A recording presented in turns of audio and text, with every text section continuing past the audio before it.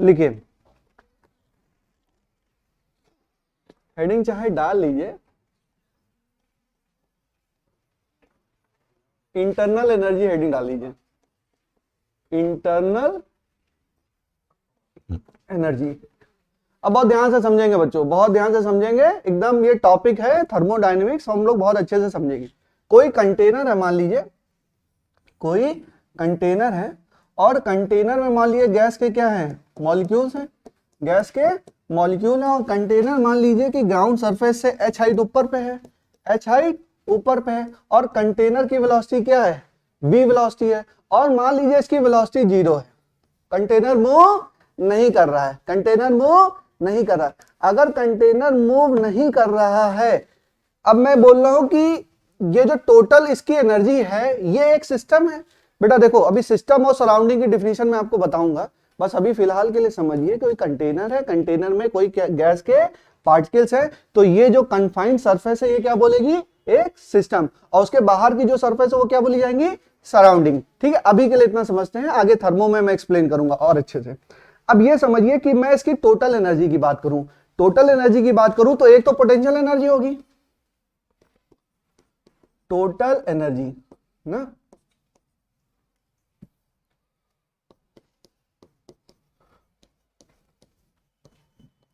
ठीक है, तो एक तो होगी पोटेंशियल एनर्जी, ठीक है, एक होगी इसकी काइनेटिक एनर्जी, और एक होगी इसकी इंटरनल एनर्जी, इंटरनल एनर्जी।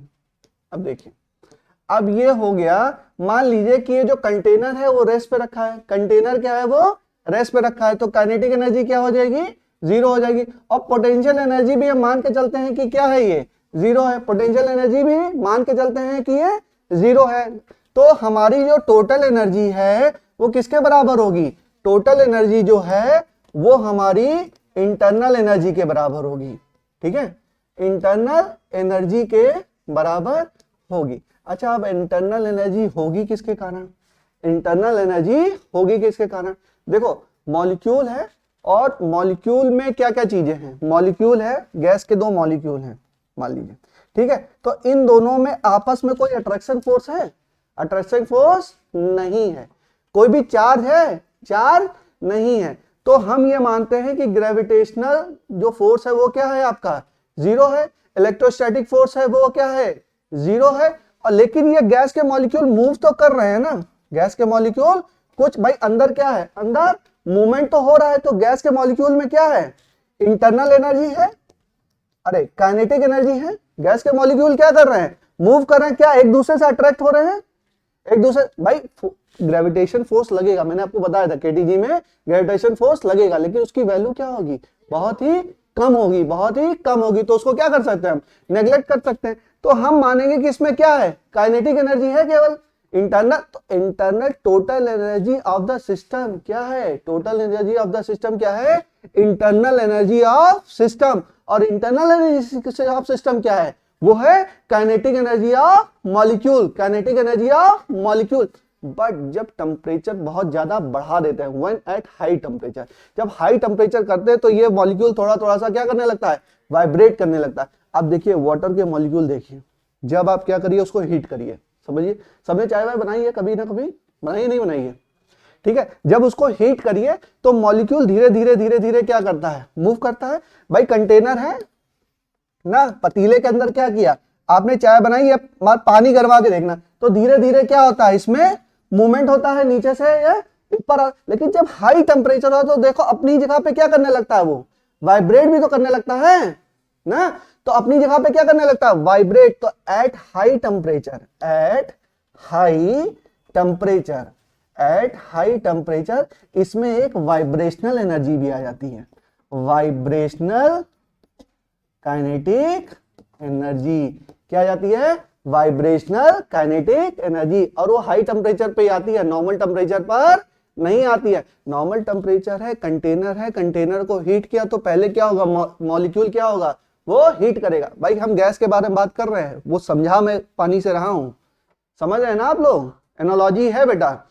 तो क्या कर रहे हैं कि जैसे हम हीट कर रहे हैं तो पहले उसमें क्या है, केवल काइनेटिक एनर्जी है, और जब बहुत हाई टेम्परेचर में हो गया तो उसमें वाइब्रेशनल एनर्जी भी आ गई, क्या आ गई, वाइब्रेशन एनर्जी भी आ गई। तो कुल मिला के हमने ये समझा कि जो इंटरनल एनर्जी का मतलब क्या है, जैसे सभी के अंदर अंदरूनी ताकत होती है ना, तो इस गैस का जो गैस के मॉलिक्यूल का जो सिस्टम बना है उसके अंदर कौन सी ताकत है, वो कहलाएगी इंटरनल एनर्जी। और वो क्यों होगी, वो kinetic energy of gas molecule के कारण होगी। किसके कारण होगी, kinetic energy of gas molecule.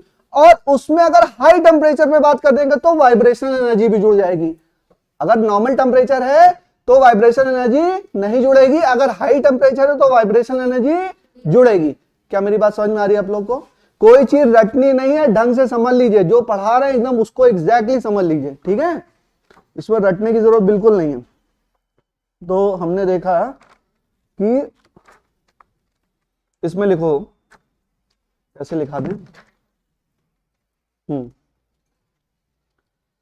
ये लिखिए पहले, काइनेटिक एनर्जी, ये पोटेंशियल एनर्जी, ये काइनेटिक एनर्जी, और ये इंटरनल एनर्जी किस लेवल पे है, मॉलिक्यूलर लेवल पे है।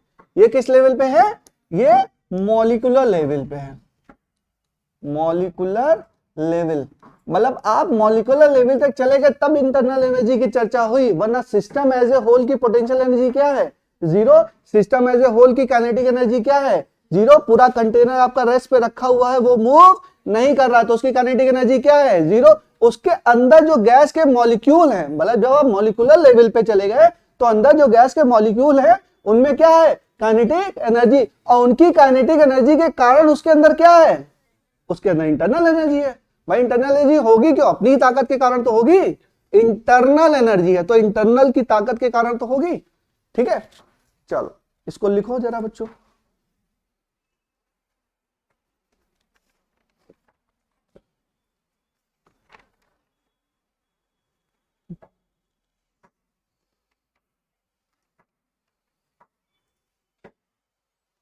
उसके बाद लिखिए कि ये जो, हाँ, ये आपका कौन सी एनर्जी है, force of attraction, force of attraction, ये क्या होगा, जीरो होगा। और इसमें क्या होगा, मॉलिक्यूल मान लिया वी वेलोसिटी, तो काइनेटिक एनर्जी होगी, और हाई टेम्परेचर पे क्या होगी, एक वाइब्रेशनल काइनेटिक एनर्जी होगी, वाइब्रेशनल काइनेटिक एनर्जी होगी।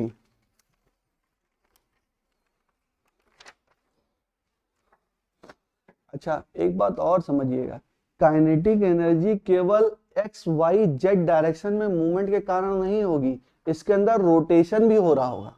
समझिए भाई, काइनेटिक एनर्जी, ये गैस का मॉलिक्यूल है, एक्स दिशा में जा सकता है, वाई दिशा में जा सकता है और जेड दिशा में। बात समझ ले, ढंग से समझना, रोटेशनल काइनेटिक एनर्जी अलग है, वाइब्रेशनल काइनेटिक एनर्जी अलग है।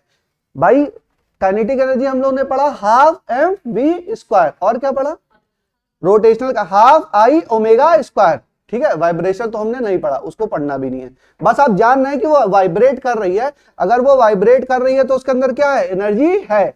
भाई बिना एनर्जी के मूवमेंट कैसे हो सकता है ना, एनर्जी है तो उसके अंदर वाइब्रेशन होगा। अब रोटेशन अलग चीज है, वाइब्रेशन अलग चीज है, बात समझ में आ रही है सबको। वाइब्रेशन का मतलब क्या है, कंपन, और रोटेशन का मतलब क्या है, रोटेट कर जाना। और जब भी रोटेशन होगा तो उसमें काइनेटिक एनर्जी होगी, हमने बहुत डिटेल में पढ़ा है, रोटेशनल काइनेटिक एनर्जी। तो जब मैं ये काइनेटिक एनर्जी बोल रहा हूं, ये कौन सी एनर्जी है, ये आपकी नॉर्मल काइनेटिक एनर्जी है प्लस रोटेशनल काइनेटिक एनर्जी भी है। काइनेटिक एनर्जी नॉर्मल वाली, और क्या है, एक्स वाई जेड डायरेक्शन में, और क्या है, और उसके बाद क्या है, ये rotational kinetic energy. Vibration kinetic energy अलग है, वो हमेशा हाई टेम्परेचर पे ही आती है। बात समझ में आ गई? तो यहां पे लिख लो translational plus rotational kinetic energy, translational plus rotational kinetic energy. ढंग से समझ लीजिए, दोबारा पढ़ने की जरूरत ना पड़े ना, एकदम ढंग से पढ़ लीजिए। क्लियर है यहां तक बच्चों? जहां तक हम पहुंचे वहां तक आप लोग पहुंचे?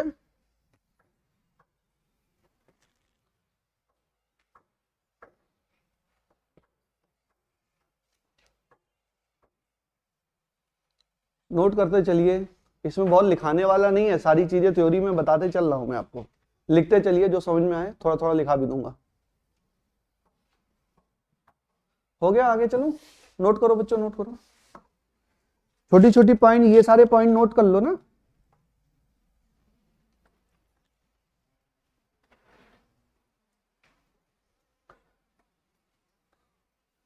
चले आगे चले। क्या वो बेटा नहीं दिख रहा क्या तुमको? दूसरा नहीं दिख रहा, नीचे ज्यादा लिख दिया है, दिख रहा है तुमको? टोपी लगाइए। नया टोपी हटाओ।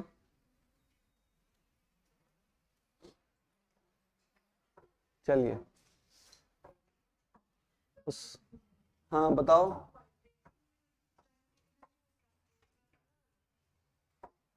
ट्रांसलेशनल का क्या मतलब बेटा? हाँ तब, और वाइब्रेशन का क्या मतलब है? वाइब्रेट होना। वाइब्रेट अलग चीज है, ट्रांसलेशन भाई। वाइब्रेट होने में क्या ट्रांसलेट हो जाते हो? वाइब्रेट होने में ट्रांसलेट थोड़ा ना होते। तीनों एनर्जी समझ में आ रही है? ट्रांसलेशन का मतलब क्या है? मूवमेंट हो रहा है एक्स वाई जेड डायरेक्शन में। गैस के मॉलिक्यूल हैं, गैस के मॉलिक्यूल हैं बेटा, वो इधर भी जा सकते हैं, इधर भी जा सकते हैं, और इधर भी जा सकते हैं। अच्छा, इस एक्सेस के अबाउट भी रोटेट कर सकते हैं, इसके अबाउट भी रोटेट कर सकते हैं, इसके अबाउट भी रोटेट कर सकते हैं। तो इसमें तीन ट्रांसलेशनल एनर्जी होगी और तीन क्या होगी? Rotational energy. और हाई टेम्परेचर पे इसमें क्या होगा? वाइब्रेशन उत्पन्न हो जाएगा, और उसको क्या बोलेंगे? Vibration kinetic energy. उसको बहुत डिटेल में जानने की जरूरत नहीं है, बस आप बोलेंगे कि हाई टेम्परेचर पर वाइब्रेशन काइनेटिक एनर्जी आ जाती है। डिग्री ऑफ फ्रीडम हम लोग पढ़ेंगे, उसमें इस चीजों का यूज होगा, इसलिए बता रहा हूं। आगे चलूं, यहां तक समझ में आया? तो कोई भी गैस का कंटेनर है, उसकी जो टोटल एनर्जी है, अगर वो रेस्ट पे रखा हुआ है, तो total energy of the system is equal to internal energy of the system is equal to the kinetic energy of gas molecule. ठीक है, internal energy of the system क्या है? Kinetic energy of gas molecule. अगर high temperature पे चले गए तो kinetic अच्छा, काइनेटिक एनर्जी में कौन कौन सी kinetic energy? Translation plus rotation. But अगर हाई टेम्परेचर की बात करते हैं तो उसमें कौन सी एनर्जी जुड़ जाएगी? वाइब्रेशनल काइनेटिक, वाइब्रेशनल एनर्जी जुड़ जाएगी। ठीक है, यहां तक पहुंच गए? चलिए, इतना हम लोग ने समझा। तो देखिए, इसका मतलब जो सिस्टम है वो किस पे रखा है? रेस्ट पे रखा है। और इसमें क्या है? No gravitational or electric force. No gravitation, इसको लिख लो, ग्रेविटेशनल और इलेक्ट्रिक फोर्स। भाई चार्ज वगैरह है नहीं तो इलेक्ट्रिक फोर्स भी क्या होगा? आपका नहीं लगेगा। तो हम लिख सकते हैं कि टोटल एनर्जी ऑफ सिस्टम बराबर internal energy of system. Internal energy of system. ठीक है, total energy of system is equal to internal energy of system. ठीक है, फॉर आइडियल गैस, ये तो सिस्टम की बात होगी। For ideal gas, for ideal gas, ये किसकी चर्चा हम लोग कर रहे हैं? आइडियल गैस की। आइडियल गैस जब रेस्ट पर है और नो फील्ड है, इसमें कोई फील्ड वगैरह एक्टिवेटेड नहीं है। अगर ऐसा है तो अच्छा, तो फिर वही है, टोटल एनर्जी किसके बराबर है? टोटल एनर्जी बराबर internal energy of gas, internal energy of gas. और दिस इज इक्वल टू, लिख लो, इसमें लिखो, एक लाइन लिखो, there is no force of attraction between molecule, there is no force of attraction between molecule in an ideal gas.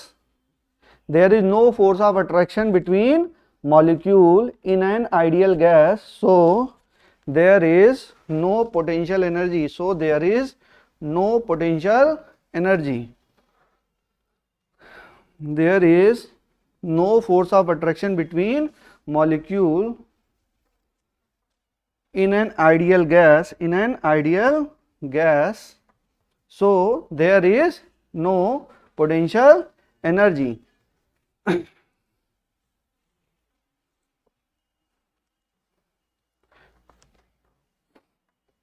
फिर लिखो total energy of gas, total energy of gas बराबर kinetic energy of ideal gas, kinetic energy of ideal gas plus vibrational kinetic energy, plus vibrational kinetic energy bracket में only at high temperature. Vibrational kinetic energy के bracket में लिखो only at high temperature. फिर next line लिखिए total energy of ideal gas, total energy of ideal gas is kinetic energy of, total energy of ideal gas is kinetic energy of ideal gas and this is the internal energy of system, this is the internal energy of system, this is the internal energy of system।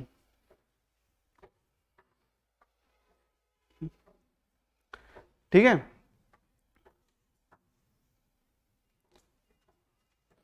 बराबर लिखो total energy बराबर, total energy बराबर लिखो total energy बराबर internal energy of system. ये लिख चुके हैं हम, बार बार वही चीज लिखा रहे हैं। टोटल एनर्जी बराबर internal energy of system, internal energy of system. ठीक है, अब हम लोग पढ़ेंगे किसके बारे में चर्चा कर रहे हैं हम लोग, गैस मॉलिक्यूल के बारे में चर्चा कर रहे हैं। अब हम पढ़ेंगे कि मोनो एटॉमिक के लिए क्या होगा, डाई एटॉमिक के लिए क्या होगा और पॉली एटॉमिक के लिए क्या क्या होगा।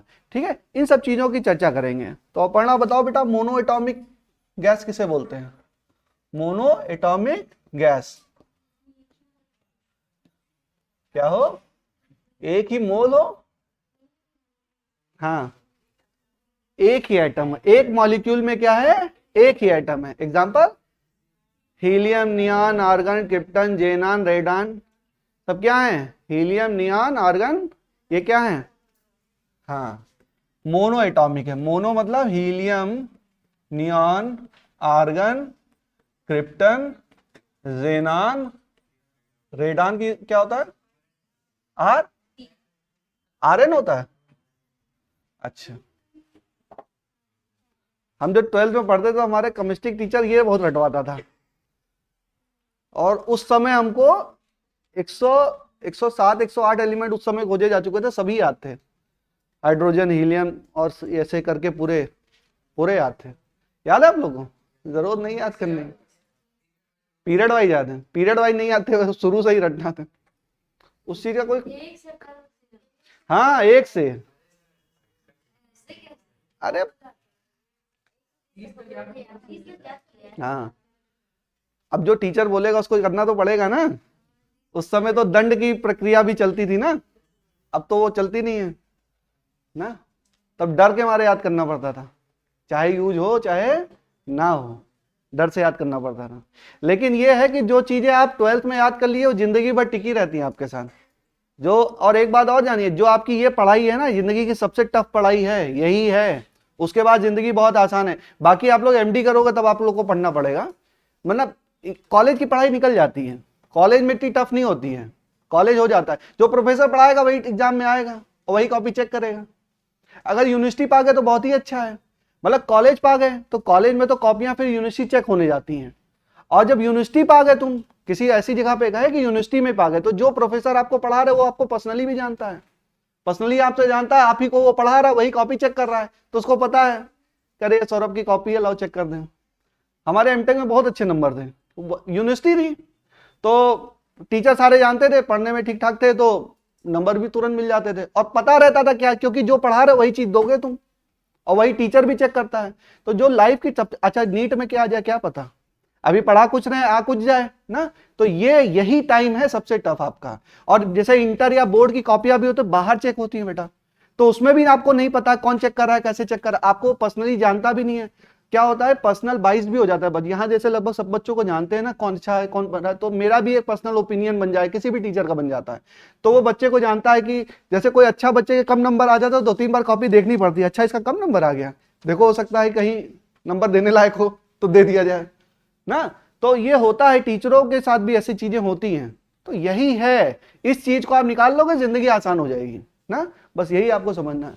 अब देखो मोनो एटॉमिक है, हम क्या क्या पढ़ेंगे, मोनो एटॉमिक और क्या पढ़ेंगे, डाई एटॉमिक और क्या पढ़ेंगे, पॉली एटॉमिक। मोनो एटॉमिक का मतलब है कि ऐसा एलिमेंट है जिसमें मॉलिक्यूल में, जिसके एक एटम में क्या है, एक मॉलिक्यूल है। तो हीलियम है तो इसमें क्या है, एक है।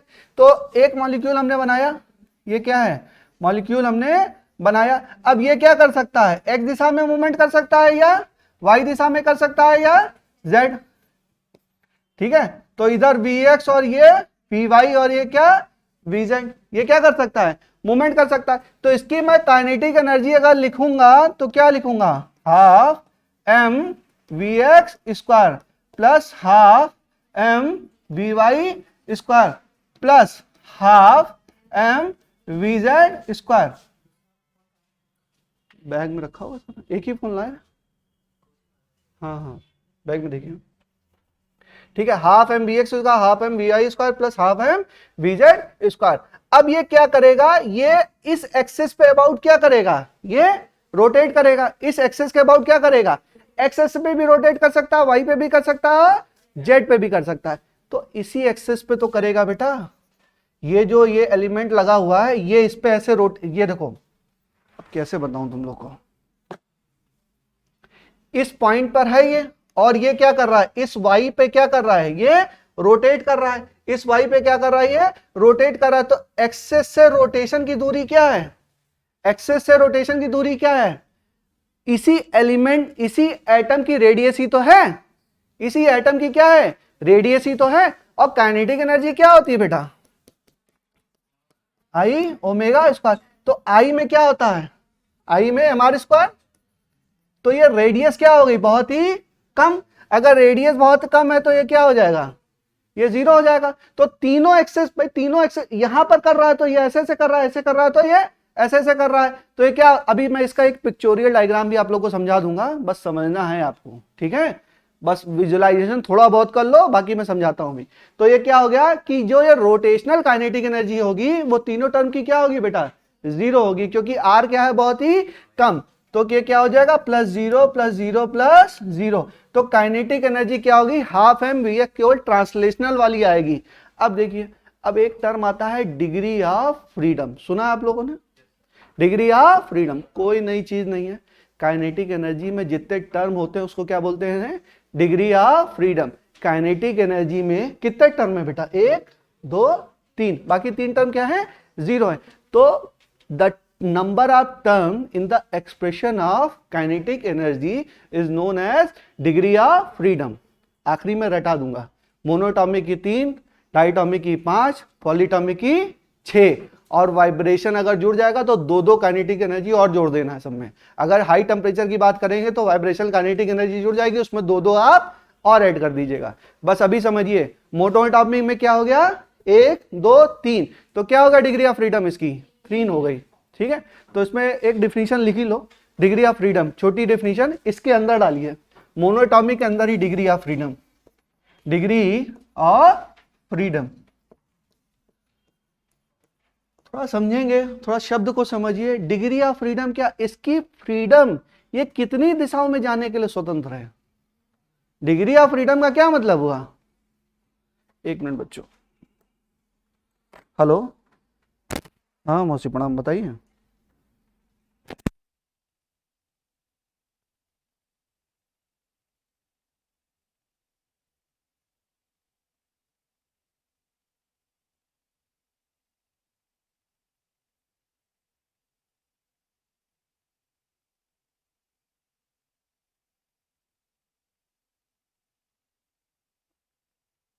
उसका मतलब समझिए, थोड़ा समझ में आ रहा है आप लोग को, कितनी दिशाओं में जाने के लिए स्वतंत्र है बेटा, 3 दिशाओं में जाने के लिए स्वतंत्र है ना।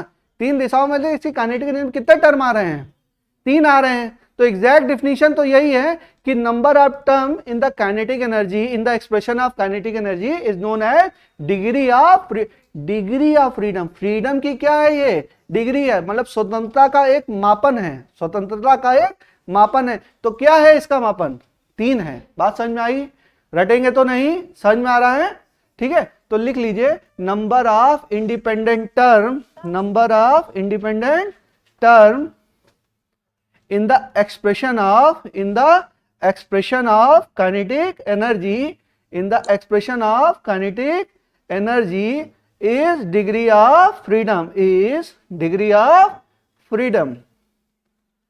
सब चीज समझते चलिए, याद करते चलिए ना, घर के लिए कुछ मत रखिए. Number of independent term in the expression of kinetic energy is degree of freedom.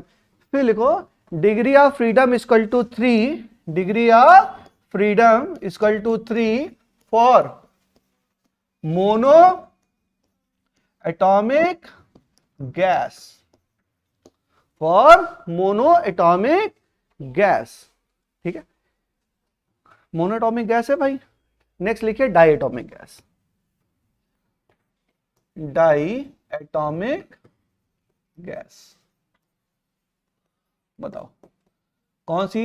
O2, H2, N2. Die atomic का मतलब एक एटम में कितने मॉलिक्यूल? 2. एक एटम में कितने मॉलिक्यूल? 2. 2 मॉलिक्यूल को मिलकर एक एटम बना है ना. अच्छा सॉरी, एक मॉलिक्यूल में क्या है? 2 एटम है. हाँ ये सही है. एक मॉलिक्यूल में क्या है? 2. केमिस्ट्री थोड़ी वीक है मेरी. ये क्या हो गया? ऑक्सीजन का. ठीक है, अब ये ऑक्सीजन का हो गया. ये क्या है? मॉलिक्यूलर स्ट्रक्चर है ऑक्सीजन का. ठीक है, अब देखो ये कहीं पर है मान लो,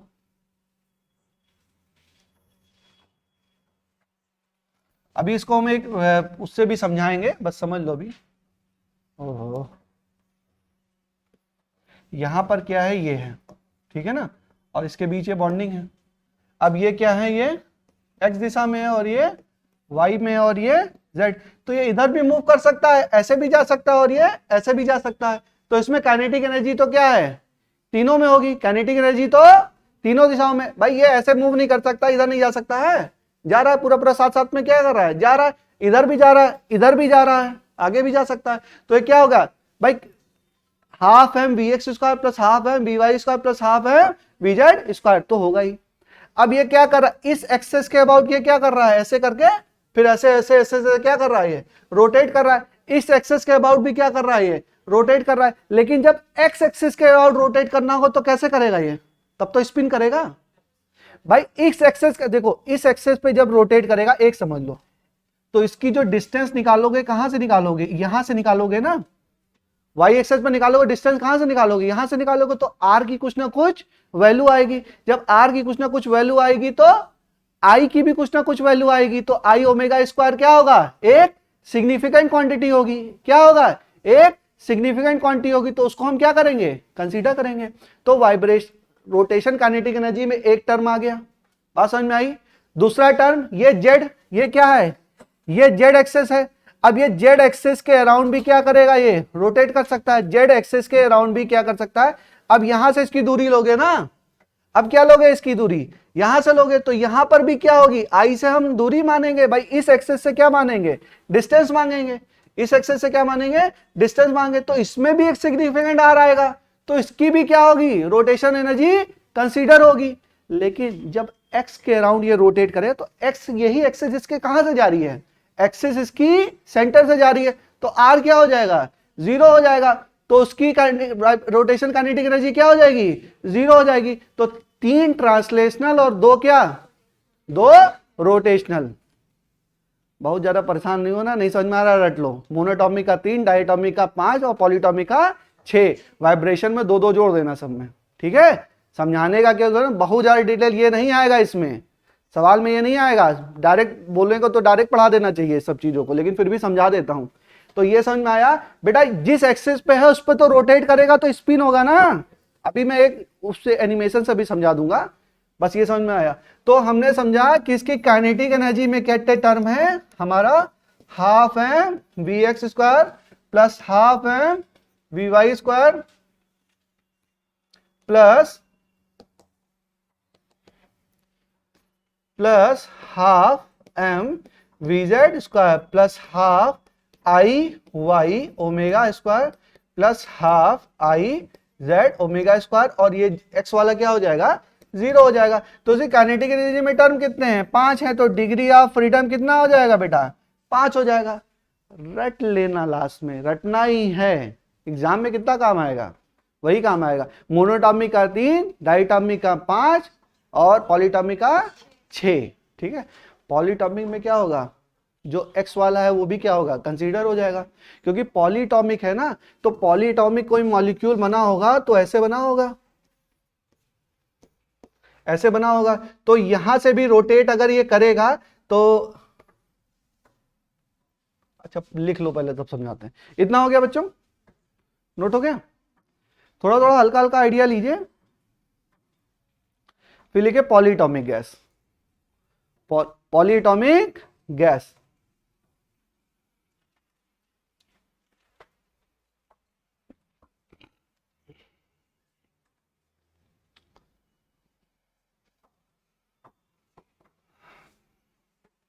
इसको बता देने से एक्चुअली रटोगे तो भूल जाओगे, थोड़ा सा कॉन्सेप्ट बता दूंगा तो हो सकता है रिकॉल कर ले जाओ, भूल जाओ कि 3 क्यों होता है। अगर 3 होता क्यों है पता चल गया ना, 3 क्यों होता है, 5 होता क्यों है पता चल गया 5, और डायरेक्टली बोलते था 5 होता है तो दिमाग में होता भाई क्यों होता है ना, याद ही नहीं होता। अब हल्का सा आइडिया लगा, ये डिटेलिंग नहीं पूछी जाएगी एग्जाम में कि काइनेटिक एनर्जी निकाल दो, what is the vibration kinetic energy in Y direction, ये नहीं आएगा सवाल ना। बस ये समझाने के लिए पोस्टुलेट है, उसको समझाने का तरीका है।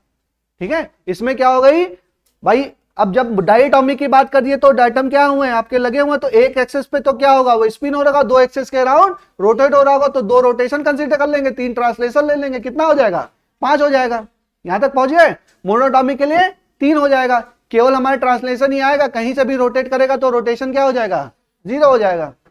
चलिए अब लिखिए polyatomic, poly atomic, what is the meaning of poly, बहुत सारे हैं। अच्छा तो ट्राई एटॉमिक क्यों नहीं किया हमने भाई, 3 होंगे 4 होंगे 5 होंगे 10 होंगे, इसके बाद कुछ भी होगा तो उसका डिग्री ऑफ फ्रीडम सेम होगा, उसका डिग्री ऑफ फ्रीडम क्या होगा, सेम ही होगा भाई। 6 से ज्यादा हो जाएगा क्या भाई, 3 क्या हो गए ट्रांसलेशन और 3 क्या हो गए रोटेशन, और कहां से एक्सेस ले आए, और तो नहीं ला सकते ना, 3 ट्रांसलेशन और 3 रोटेशन। उसके बाद वाइब्रेशन को तो तब आएगा जब हमारा क्या होगा हाई टेम्परेचर होगा, उससे पहले तो वाइब्रेशन नहीं आना है। तो मैक्सिमम कितना हो सकता है डिग्री ऑफ फ्रीडम 6, मैक्सिमम कितना हो सकता है 6 हो सकता है, उससे ज्यादा तो नहीं हो सकता ना। फिर वाइब्रेशन वाला अगर कंसीडर करें तब जाके 8 हो सकता है ना, उसका भी 2, उसका उसमें 2 आता है, सब में 2 आता है, अभी बताऊंगा।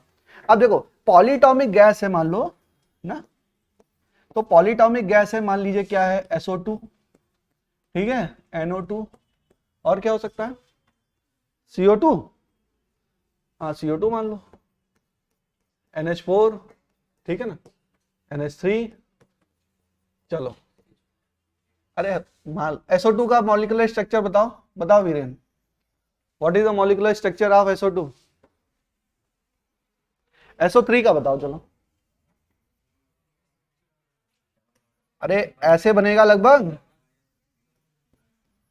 अब बहुत ज्यादा हमको नहीं पता है, ऐसे ही बनेगा, ठीक है चलो मान लेते हैं ऐसे ही बनेगा। तो रख दिया हमने यहां पर, ये हो गया इधर, ये हो गया इधर, और ये हो गया इधर। अब इसको रोटेट करा लो, इधर भी जा सकता है, इधर भी जा सकता है, इधर भी जा सकता है, तो 3 ट्रांसलेशन आ गए। ऐसे भी रोटेट कर सकता है, ऐसे भी रोटेट कर सकता है, और ऐसे ऐसे भी रोटेट कर सकता है। भाई ये स्पिन भी करेगा तो भी क्या होगा डिस्टेंस सिग्निफिकेंट हो, भाई यहां इस एक्सेस पे भी रोटेट करेगा तो ये सब क्या है, इनकी बॉन्ड की डिस्टेंस है ना, ये क्या है एक सिग्निफिकेंट डिस्टेंस। जब एटम अपनी जगह पे यहां पर एक्सेस पास कर रही थी तो ये आर क्या था, बहुत ही कम था, तब तो हमने इसमें क्या बोल दिया था, रोटेशन वाला क्या बोल दिया था 0 बोल दिया। लेकिन जब पॉलीटॉमिक तब तो बॉन्ड लगा हुआ है ना, बॉन्ड में तो एक सिग्निफिकेंट डिस्टेंस है, तो उसकी क्या आएगी, उसकी एक काइनेटिक एनर्जी आएगी, तो हमारा क्या हो जाएगा, ये भी कंसीडर हो जाएगा। तो हम कहेंगे कि काइनेटिक एनर्जी में कौन कौन से टर्म है, half m vx square plus half m vy square plus half m vz square plus half i x omega square plus half i y omega square plus half i z omega square. तो degree of freedom क्या होगा बच्चों, इसका 6 होगा। अच्छा और element बना लो NH3, मतलब और इसमें लगे हुए एक मॉलिक्यूल मान लो और लगा है, कुछ भी है, बहुत सारे, इसमें H लगा दो ना, कुछ भी बॉन्डिंग कर लो, तो पॉलीएटॉमिक होगा, तो उसके बाद भी जो एक्सेस उतनी ही है, तो क्या होगा 3, ये गलत है वैसे, तो ऐसे ही बना दिया है। मतलब पॉली कितना भी होगा, अगर 3 से ज्यादा भी होगा तो उसका क्या हो जाएगा बेटा, उसका भी आपका 6 ही होगा, डिग्री ऑफ फ्रीडम क्या होगा, 6 ही होगा। तो इतना नोट कर लीजिए।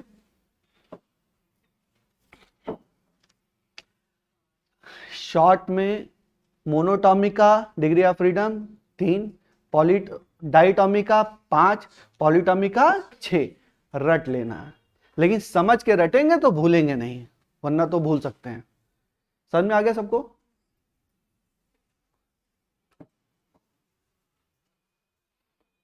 विष्णु सर 1 मिनट आइए।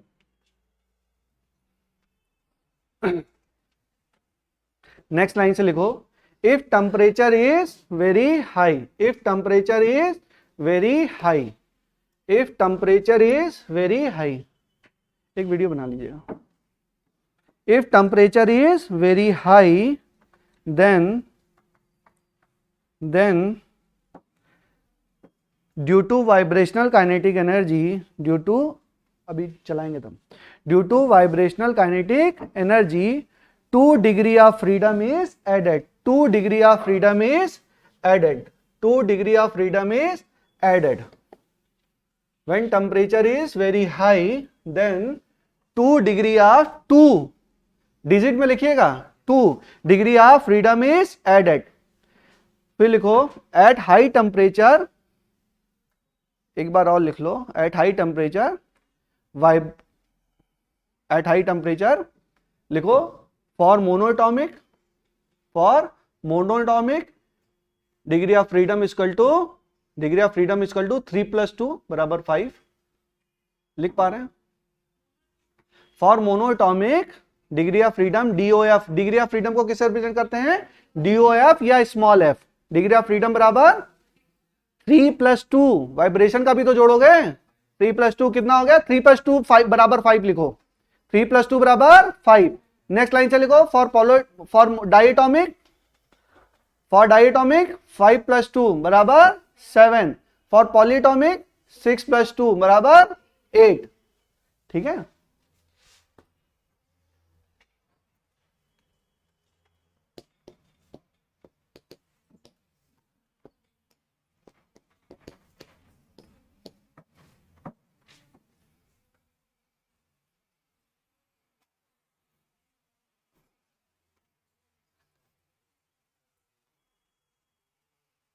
चलिए।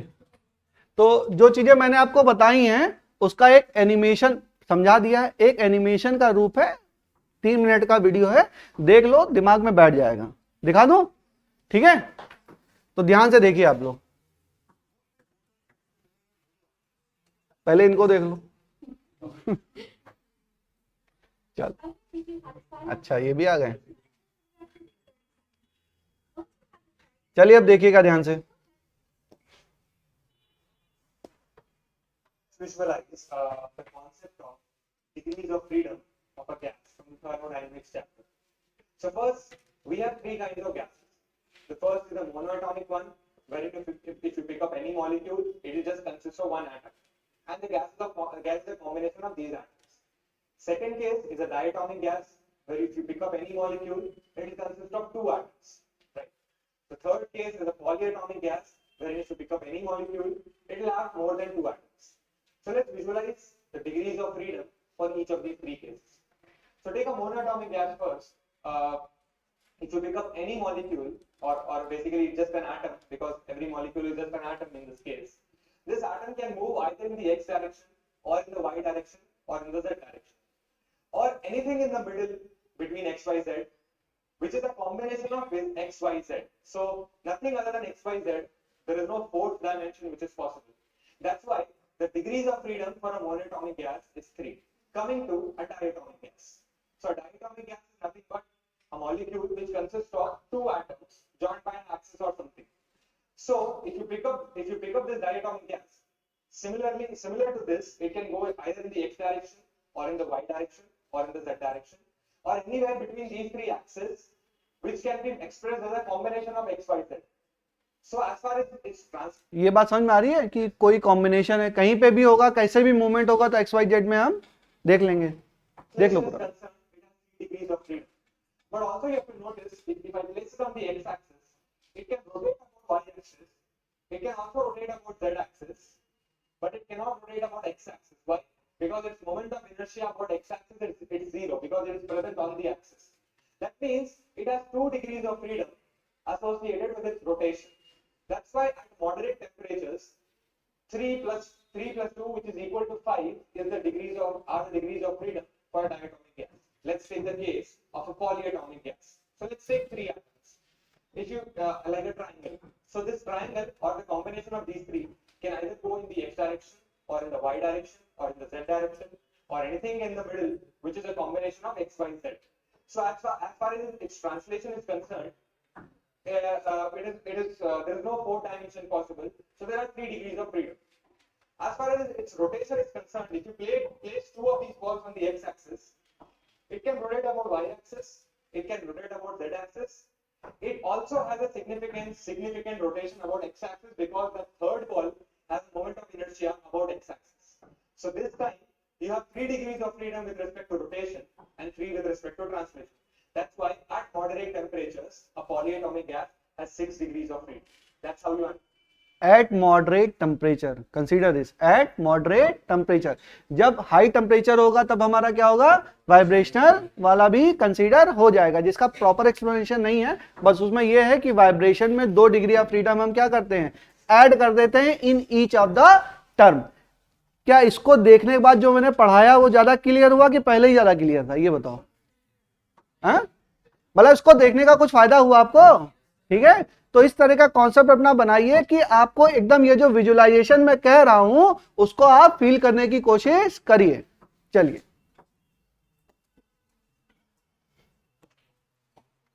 पढ़ाई ऐसी होनी चाहिए. इतनी टेक्नोलॉजी का हम लोग को एक्सेस नहीं है ना. मतलब ये बहुत अच्छा वीडियो है और इसको बनाने में बहुत दिमाग लगा होगा, बहुत लोगों ने बनाया होगा इसको. उसके पीछे पूरी टेकहंड की टीम बनती है, जो होते हैं ना, कंपनीज होती हैं, एडटेक कंपनीज हैं, वो लोग इन सब चीजों को बनाती हैं. बट ठीक है, हमको पढ़ना है, नॉलेज लेनी है कहीं ना कहीं से. बात समझ में आ गई? तो डिग्री ऑफ फ्रीडम आपको समझ में अच्छे से आ गया. चलिए, अच्छा एक बात और बता दूं बच्चों. हाँ बताओ, बोलो बोलो. हाँ हाँ हाँ हाँ, आ गया. चलिए, क्लियर है, चीजें क्लियर हैं. डिग्री ऑफ फ्रीडम मोनोटॉमिक की 3, डाई की 5, पॉली की 6, वाइब्रेशन वाला कब कंसीडर होगा, एट हाई टेम्परेचर. सब में 2-2 क्या करेंगे, ऐड कर देंगे. खत्म हो गई बात. तो डिग्री ऑफ फ्रीडम आपको समझ में आ गई. अब लिखिए law of equipartition of energy. लिखिए law of equipartition of energy. Partition of energy, law of equipartition of energy. ठीक है, इसमें लिखिए. देखिए, कुछ लॉ नहीं है, ये जो मोनो एटॉमिक का जो टोटल एनर्जी है, total energy of mono atomic gas, कोई भी आइडियल गैस है, चाहे मोनो एटॉमिक है, चाहे डाइटॉमिक है, चाहे पॉलीटॉमिक है, टोटल एनर्जी ऑफ गैस, अभी इतनी देर से पढ़ा रहा हूं, क्या है, इंटरनल एनर्जी ऑफ गैस, और इंटरनल एनर्जी क्या है, काइनेटिक एनर्जी है. तो मैं टोटल एनर्जी बोलूं कि इंटरनल एनर्जी बोलूं या काइनेटिक एनर्जी बोलूं, बात क्या है हमारी, सेम है. तो टोटल एनर्जी बराबर इंटरनल एनर्जी बराबर क्या है, काइनेटिक एनर्जी. और मोनो एटॉमिक के लिए क्या है, मोनो एटॉमिक गैस है, इसके लिए क्या है बेटा, half M V X square plus half M V Y square plus half M V Z square plus half I X omega. नहीं होगा, इसमें मोनो एटॉमिक में नहीं होगा. तो equipartition of energy, what is the law of equipartition of energy. Law of equipartition of energy ये कहता है कि जो इसका काइनेटिक एनर्जी का पार्ट है ना, each part contains equal energy, each part contains equal energy. इसकी भी इक्वल एनर्जी है, जितनी एनर्जी इसमें उतनी एनर्जी इसमें और उतनी एनर्जी इसमें. हर पार्ट में इक्वी पार्टीशन हो गया ना, बात समझो, इक्वी पार्टीशन ऑफ एनर्जी. हर एक पार्ट में एनर्जी क्या है, सेम है. हर एक पार्ट में एनर्जी क्या है, सेम है। और इन्होंने बोला कि एक मॉलिक्यूल की जो एनर्जी है, एक मॉलिक्यूल की जो काइनेटिक एनर्जी है वो कितनी है, वो है 1/2 kT। ये क्या है, ये है internal energy of one molecule, या आप इसे कह सकते हैं kinetic energy of one molecule. तो मैं बोलूं कि ये है किसकी, ये क्या है, internal energy of one molecule या kinetic energy of one molecule. कितना है, ये है आपका 1/2 kT। तो ये 1/2 इसको हटा देंगे, 1/2 kT, इसको क्या लिखेंगे 1/2 kT, इसको क्या लिखेंगे 1/2 kT। फाइनल क्या आ जाएगा बेटा 3/2 kT, 3/2 kT। तो मैं बोलूं कि टोटल एनर्जी क्या होगी, टोटल एनर्जी ऑफ मॉलिक्यूल ये क्या होगा, ये होगा F/2 kT। देखो F कितना है, F कितना है 3 है, तो टोटल एनर्जी क्या हो जाएगी F/2 kT। ये किसका, एक मॉलिक्यूल का।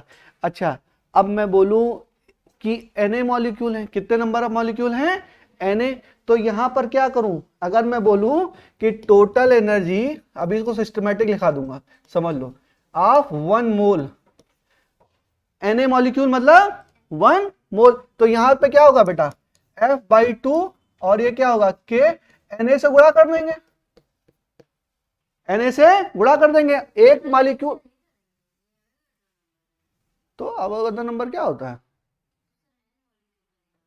मैं कह रहा हूं एक मॉलिक्यूल का क्या है, एक मॉलिक्यूल का क्या है F/2 kT। एक मोल का क्या होगा, ठीक है, एक मोल का क्या होगा, एक मोल में कितने मॉलिक्यूल Na मॉलिक्यूल, तो Na से गुणा होगा कि नहीं होगा, बोलो, कंफ्यूजन भाई, एक मोल में कितने मॉलिक्यूल Na मॉलिक्यूल, एक मॉलिक्यूल की कितनी एनर्जी F/2 kT, तो Na मॉलिक्यूल की कितनी energy F/2 kT into Na, और Na मॉलिक्यूल की एनर्जी क्या बोल सकते हैं, energy of n mole, energy of 1 मोल, हाँ सही तो लिखे हैं, कंफ्यूज कर रहे हो, एनर्जी ऑफ 1 मोल। अच्छा Kna किसके बराबर, kT, ये क्या हो गया एक मोल की एनर्जी, किसकी, एक मोल मॉलिक्यूल की एनर्जी। अब n मोल मॉलिक्यूल की एनर्जी क्या होगा, n से और गुणा कर दो, टोटल, कंफ्यूजन हो गया क्या, अभी लिखा देता हूं, n मोल का क्या होगा बोलो, n इंटू F/2, और ये K नहीं है, ये क्या है RT, and this is the formula. और total energy of n molecule, n mole क्या होगा n इंटू F/2 RT, जहां पर F क्या है डिग्री ऑफ फ्रीडम, और this formula is true for all gases, चाहे मोनोएटॉमिक हो, चाहे डाइएटॉमिक हो, चाहे पॉलीटॉमिक हो, आप उसके हिसाब से F की वैल्यू रख दीजिएगा, पॉलीटॉमिक का हो तो 6 रख दीजिएगा, डाई का होगा तो 5 रख दीजिएगा। सिस्टमैटिक वे में लिखा देता हूं मैं, समझ में आया इतना, थोड़ा बहुत, थोड़ा और अच्छे से लिखाते हैं, लिखो यहां तक लिखो बच्चों, हम बताते हैं, ये लिखो आप लोग, मोनोएटॉमिक है ना, मोनोएटॉमिक है ना, यह लिखो, टोटल एनर्जी बराबर लिखो, टोटल एनर्जी बराबर इंटरनल एनर्जी बराबर काइनेटिक एनर्जी, कितना ये लिख लो ना। फिर लिखो इसमें ऑल पार्टीशन है, एक लाइन लिखो, ये समझ में आया, ये यहां तक समझ में आया ना। अब आगे लिखा रहे हैं, लिखो all partition have same energy, all partition have same energy, all partition have same energy.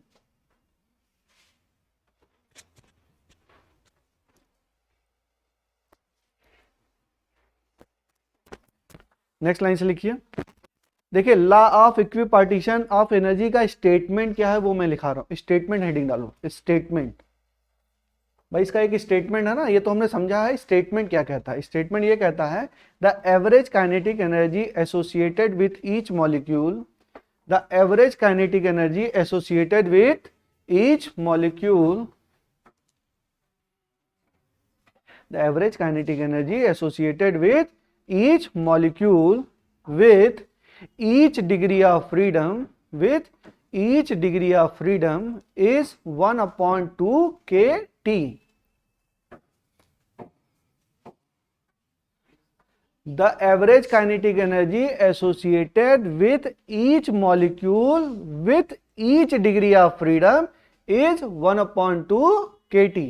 बात समझिए, ये डिग्री ऑफ फ्रीडम हम क्या कह रहे थे, नंबर ऑफ, तो ईच डिग्री ऑफ फ्रीडम के साथ कितनी एनर्जी एसोसिएट हो रही है, ½ kT। इसके भाई इसके कारण ही तो डिग्री ऑफ फ्रीडम आ रहा है।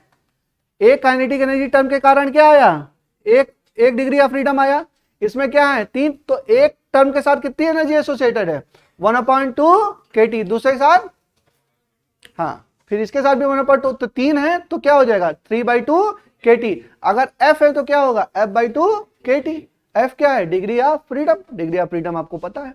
तो देखो यहां पर K क्या है, इसका मतलब हमने देखा कि जो इंटरनल एनर्जी है, internal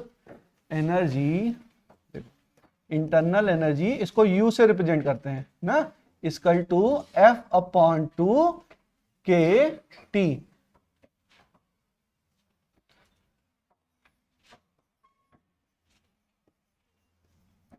internal energy of one molecule, internal, इसको लिखो इंटरनल एनर्जी ऑफ, नहीं तो कंफ्यूज होंगे, internal energy of one molecule. Gas कौन सी है पता नहीं है, पॉली होगी तो पॉली का डिग्री ऑफ फ्रीडम रखेगा, डाई होगी तो डाई का, और मोनो होगा तो मोनो का। कोई भी है, internal energy of one molecule क्या है F/2 kT, F/2 kT। और इसी को आप कह सकते हैं, लिखिए फिर नेक्स्ट लाइन से लिखिए, internal energy of one mole का क्या मतलब है, U ऑफ वन मोल बराबर F/2 K into NA into T। ये क्या हो जाएगा बेटा F/2 RT, क्योंकि R बराबर क्या K इंटू NA। R क्या है गैस कांस्टेंट, NA क्या है एवोगाड्रो नंबर। कंफ्यूजन नहीं है ना, एवोगाड्रो नंबर क्या है, एक मोल में जितने नंबर ऑफ मॉलिक्यूल्स हैं उसको हम एवोगाड्रो नंबर कहते हैं। ऐसे है ना, जैसे 10 मिलियन बोल दिया, लार्ज नंबर ऑफ क्वांटिटी है, उसको आसान भाषा में बोलने के लिए हम क्या कर देते हैं, लार्ज नंबर क्वांटिटी को एक सिंबल दे देते हैं, एक नाम दे देते हैं। वही चीज है एवोगाड्रो नंबर, क्योंकि गैस के मॉलिक्यूल क्या है बहुत ही ज्यादा है, 6 × 6.023 × 10⁻23। सोच के देखिए कितने ज्यादा मॉलिक्यूल है, बहुत मॉलिक्यूल है। उनको क्या बोल दिया गया, उनको एक मोल बोल दिया गया। वरना तो आप लिखने लगेंगे, और अगर करोड़ों में मैं बोलूं तो इसकी डिफिनीशन ही नहीं बता पाओगे तुम लोग, बोल पाओगे 6.03 × 10⁻23।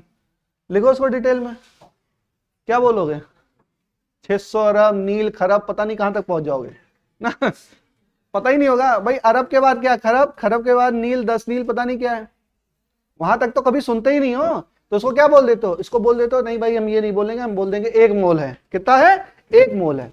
सिंप्लीफाई करने के लिए सारी चीजें बनी है, लेकिन क्रिस्टल क्लियर होना चाहिए आपको एकदम। ये समझ में आ गया।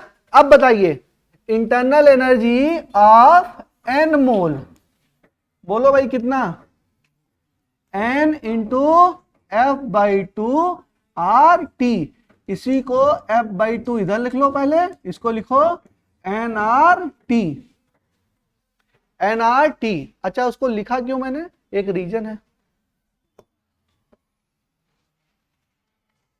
और चाहे इंटरनल एनर्जी बोलूं, चाहे टोटल एनर्जी बोलूं, चाहे काइनेटिक एनर्जी बोलूं, बात क्या हमारी सेम है, गैस मॉलिक्यूल। और किसकी चर्चा हो रही है यहाँ पे, आइडियल गैस की चर्चा हो रही है। ये जितने ही गैस हैं उनमें हम क्या भाई, अगर आइडियल गैस नहीं होगी तो फोर्स ऑफ अट्रैक्शन क्या होगा, कंसीडर होगा। हमें यहाँ पे फोर्स ऑफ अट्रैक्शन वगैरह क्या माना है, 0 माना है ना।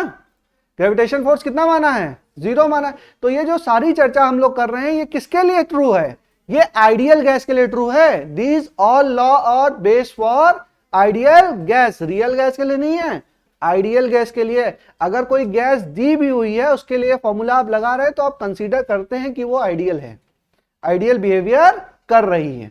बात क्लियर है एकदम 100%। अब देखिए आपने पढ़ा है आइडियल गैस में, पढ़ा है ना PV बराबर nRT। भाई रियल गैस के लिए, आइडियल गैस के लिए है ना, तो nRT बराबर क्या, PV। लिख लो आगे, बराबर F/2 PV लिख सकते हैं बेटा। PV बराबर nRT, कोई कंफ्यूजन हो गया, लिख सकते हैं। चलो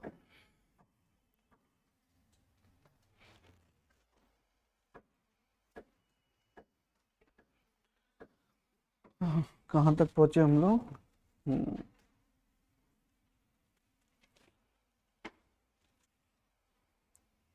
चलिए, तो एक छोटा सा क्वेश्चन यहां तक समझ में आ गया, ठीक है। एक छोटा सा क्वेश्चन और कर लेते हैं इसमें। लिखो फाइंड द काइनेटिक एनर्जी। ये मोल वोल देख के चक्कर तो नहीं आता तुम लोग को, समझ में आता है ना? ऐसा तो नहीं मोल पता नहीं कहाँ मोल लिख देते हैं, अवोगाड्रो नंबर लिख देते हैं। बहुत सारी चीजें धीरे धीरे क्लियर होती हैं। अभी आप लोग को थर्मोडायनेमिक्स में इतनी मजेदार चीज पढ़ाऊंगा कि आप लोगों को मजा आ जाएगा। मतलब मुझे भी मजा आ गया जब मुझे पता चला था। बहुत दिनों तक मैंने तो मतलब बीटेक वीटेक कर लिया था, तब तक मुझे नहीं पता चला कि ये एक्चुअल में क्या है। अभी पढ़ाऊंगा आप लोग को, मतलब उसका डिफिनीशन का मतलब ही नहीं समझ में आता है कि मतलब क्या है, बट वो बाद में जब क्लियर होता है तो लगता है अच्छा ये है, ये तो बहुत ईजी है। जैसे अगर आपको हेडिंग का नाम अच्छे से क्लियर हो जाए तो शायद डेफिनेशन भी क्लियर हो जाती है। Equipartition of law, definition clear है, नाम से क्लियर है। कितने पार्टीशन है उसमें, क्या है, एनर्जी इक्वल है। यही तो पढ़ने का तरीका है। अगर कॉन्सेप्ट का आपको पता है तो बहुत सारी चीजें क्लियर हो जाती हैं, और क्लियरिटी जहां नहीं होती वहां पढ़ने में मजा नहीं आता। जब क्लियर ही नहीं है, क्या मोल कह रहा है, कभी मॉलिक्यूल कर दे रहा है, कभी कुछ कर दे रहा है, सर में दर्द हो रहा है, कभी एनर्जी बोलता है, कभी इंटरनल एनर्जी बोलता है। क्या है, टोटल एनर्जी किसके बराबर, इंटरनल एनर्जी किसके बराबर, काइनेटिक एनर्जी। कौन कौन सी kinetic energy, rotation plus translation, ठीक है। मोनोटॉमिक के लिए अलग, डायटोमिक के लिए अलग, पॉलीटॉमिक के लिए अलग। वाइब्रेशन वाला टर्म होगा तो क्या कर देंगे, दो हम ऐड कर देंगे। और वाइब्रेशन कब कंसीडर करेंगे, मॉडरेट टेम्परेचर पर नहीं करेंगे, हाई टेम्परेचर पे करेंगे, ठीक है। क्लियर हो गई आज की क्लास, ठीक है। अब आगे चलिए। अब हमने देखा, हाँ क्वेश्चन है तो क्वेश्चन निकालिए। लिखिए काइनेटिक एनर्जी, सब लोग करेंगे। Kinetic energy of 2 mole of hydrogen at 300 kelvin. निकालो बेटा, kinetic energy of 2 mole of hydrogen at 300 kelvin. मैं चाहता हूं सब लोग निकालें। Kinetic energy of 2 mole of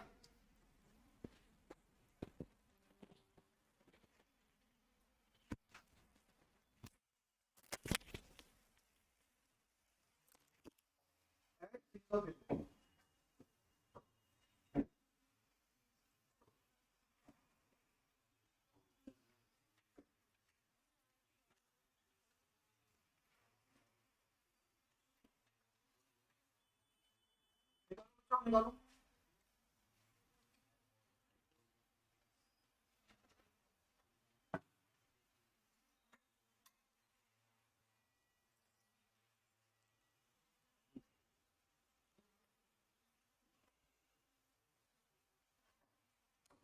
kinetic energy क्या होती है बताइए। काइनेटिक एनर्जी क्या है, N इंटू F/2 और RT। कितने नंबर ऑफ मोल है, 2 मोल।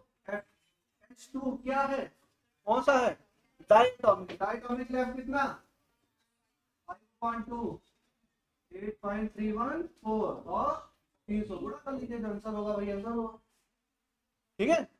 सिंपल सवाल है।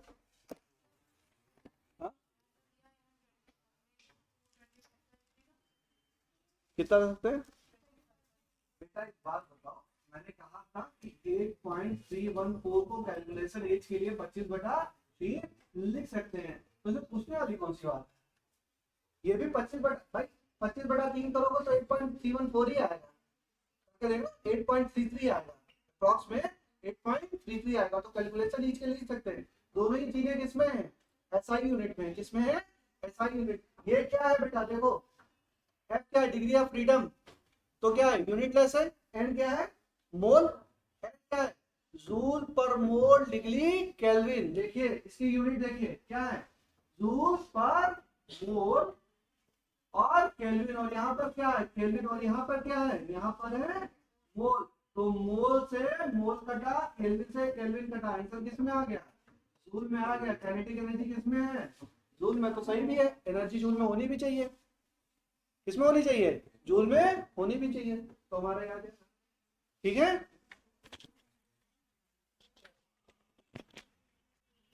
25/3 रख दो। देखो 5 हो गया, इसको क्या बोला 25/3, और ये क्या हो गया 300 हो गया, तो ये कितना हो गया 100 हो गया, और 25 25 कितना 125, बस इतना क्या हो गया जूल, यानी कि 1.25 इंटू 10⁴ क्या हो गया जूल। बहुत तेजी से आंसर आ गया ना।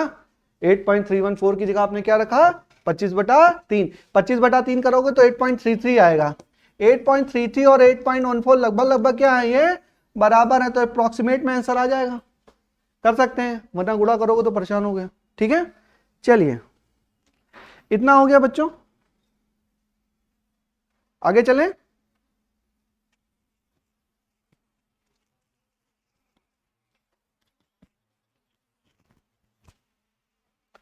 आगे चलूं, चलो। तो हमने देखा कि जो इंटरनल एनर्जी है वो किसके बराबर है, N इंटू F/2 और RT। अच्छा, दोनों साइड में डिफरेंशिएट करो, differentiating both side, differentiating both side इसको बोलते हैं du बराबर N into F/2 R delta T, कि नंबर ऑफ मोल है, डिग्री ऑफ फ्रीडम R, ये सब क्या है कांस्टेंट है, तो du बराबर क्या हो जाए N F/2 R dt। इसको स्मॉल चेंज के लिए या लार्ज चेंज के लिए डेल्टा U भी कह सकते हैं, R डेल्टा T। इस फॉर्मूले को आपको याद रखना है। ये क्या है, change in internal energy of n mole, change in internal energy of n mole of gas, n mole of ideal gas. देख लो अब हम लोग कहां तक पहुंच रहे हैं, अब हम लोग थर्मोडायनेमिक्स स्टार्ट करने वाले हैं, वहां पे डेल्टा यू का हम लोग यूज करेंगे। पढ़ा है ना, dq बराबर delta U plus dw, heat given equal to change in internal energy plus work done by the system on the surrounding. तो ये क्या पा गए हम लोग, चेंज इन इंटरनल एनर्जी। समझ में आ गया, ये क्या है, u क्या है, internal energy of 1 n mole of ideal gas, और हमने वही क्या कर दिया डिफरेंशिएट कर दिया, तो उसको इस टर्म में भी लिख सकते हैं कि change in internal energy of n mole of ideal gas क्या हो गया N F/2 R delta T, R delta T। भाई T की जगह क्या कर दिया, यहां पे dt था, ये क्या कर दिया डेल्टा T, और du था ये तो du डेल्टा U, तो डेल्टा U बराबर N F/2 R delta T। अब अगर डेल्टा T 0 है, अगर डेल्टा T 0 है मतलब टेम्परेचर क्या है, टेम्परेचर कांस्टेंट। भाई डेल्टा T कब 0 होगा, जब टेम्परेचर हमारा कांस्टेंट होगा। इसका मतलब क्या है, ये आइसोथर्मल प्रोसेस है। कौन सा प्रोसेस है, आइसोथर्मल। तो ये चीज आप लोग रटते हैं, for the isothermal process change in internal energy is equal to 0, रटना है। चेंज इन इंटरनल एनर्जी क्या हो गया N F/2 R delta T, change in temperature 0, तो इंटरनल एनर्जी में भी चेंज क्या हो जाएगा 0, तो जितना हीट दोगे उतना ही वर्क डन होगा, वो भी पढ़ाएंगे आगे। ठीक है, इतना बात समझ में आई कि चेंज इन इंटरनल एनर्जी क्या हो जाएगा, अगर डेल्टा T आपका डेल्टा, बेटा अगर टेम्परेचर कांस्टेंट और डेल्टा T क्या हो गया 0, तो चेंज इन इंटरनल एनर्जी क्या हो गया 0 हो गया। समझ में आ रहा है कि नहीं आ रहा है, नीरज क्यों ऐसा चेहरा हिला रहे हो, नहीं समझ में आ रहा क्या, क्लियर है, बताते चलो। देखो जितना अच्छा क्लियर होगा, थर्मोडायनेमिक्स में कॉन्सेप्ट बहुत है बेटा, ऐसा मैकेनिक्स नहीं है कि एक स्टेप से दूसरा स्टेप आ जाएगा। यहाँ पे कॉन्सेप्ट है, एक चीज समझाएंगे, कभी सिस्टम वर्क करेगा, कभी सिस्टम पे वर्क होगा, कभी सराउंडिंग पे होगा, कभी सराउंडिंग वर्क करेगी, कभी हीट आएगी, कभी हीट जाएगी। तो जब तक क्रिस्टल क्लियर, जैसे शक्कर के दाने होते हैं ना, एक एक दाने अलग अलग, तो आपको एक एक चीज समझ में आनी चाहिए, क्रिस्टल क्लियर होनी चाहिए चीजें, तभी मजा आएगा समझने में, वरना नहीं समझ में आएगा। इतना समझ में आया, यहां तक तो सब लोग पहुंचे, यहां तक पहुंचे तो बस डेल्टा लगा दिया, तो डेल्टा यू बराबर N F R delta T. You have to remember this formula, इतना याद कर लीजिए। फिर इसको भी मैं लिखा देता हूं, चेंज इन इंटरनल एनर्जी किसकी चेंज इन इंटरनल एनर्जी है? आइडियल गैस की है, आइडियल गैस। इसमें लिख लो एक U ऑफ वन मॉलिक्यूल, बताओ कंचा, U1 मॉलिक्यूल कितना होगा बेटा, बोलो, F/2 KR। 1 मॉलिक्यूल है तो क्या होगा? KT। ध्यान रखिए 1 मोल क्या होगा? F/2 RT। U N mole क्या होगा? N into F/2 RT। या इसको ऐसे लिखो F/2 nRT, इसको लिखो F/2 PV। इतना लिख लीजिए दोबारा फिर से, इसको फिर से लिख लीजिए, यही है बेस।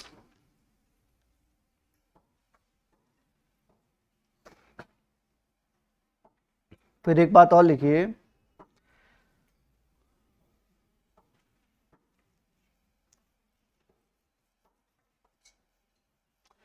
चेंज इन जो इंटरनल एनर्जी है, बात समझिए, इंटरनल एनर्जी किस पे डिपेंड कर रही है?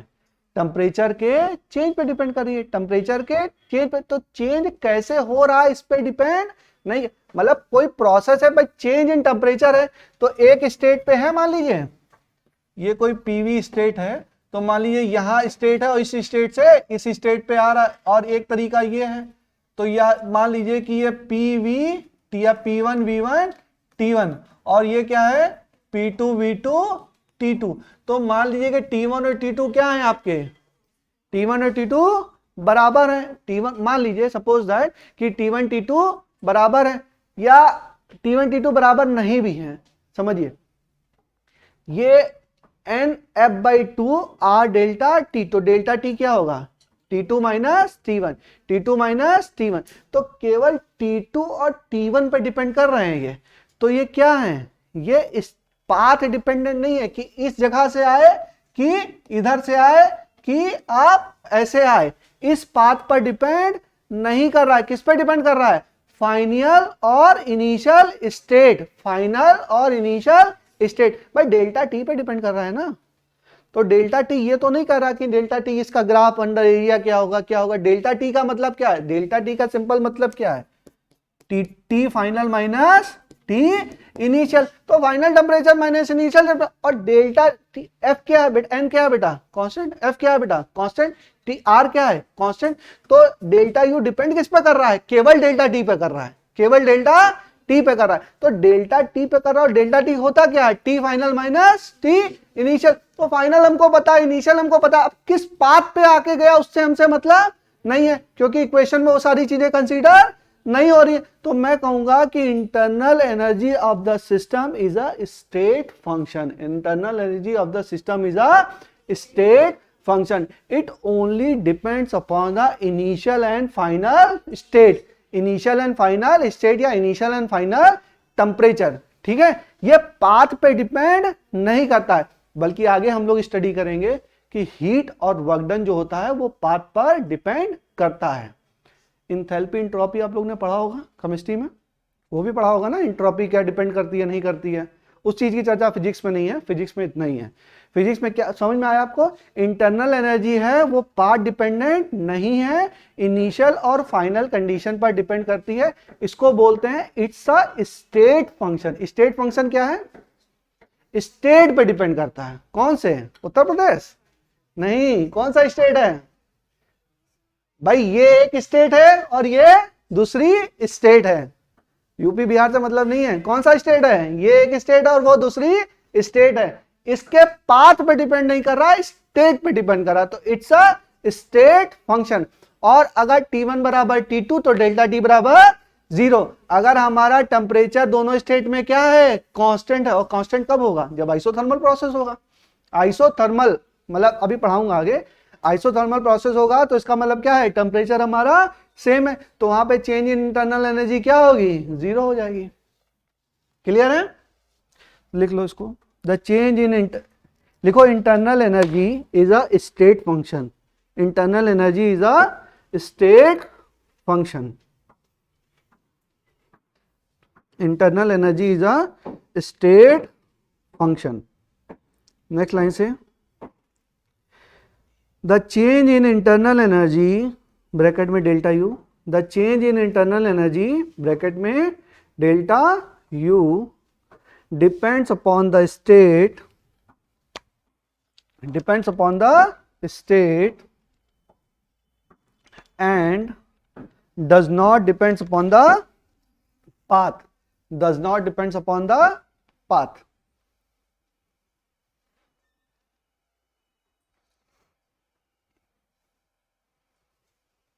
does not depends upon the path। ये डायग्राम मत बनाओ, बना रहा हूं अच्छा डायग्राम, उसको बनाइए।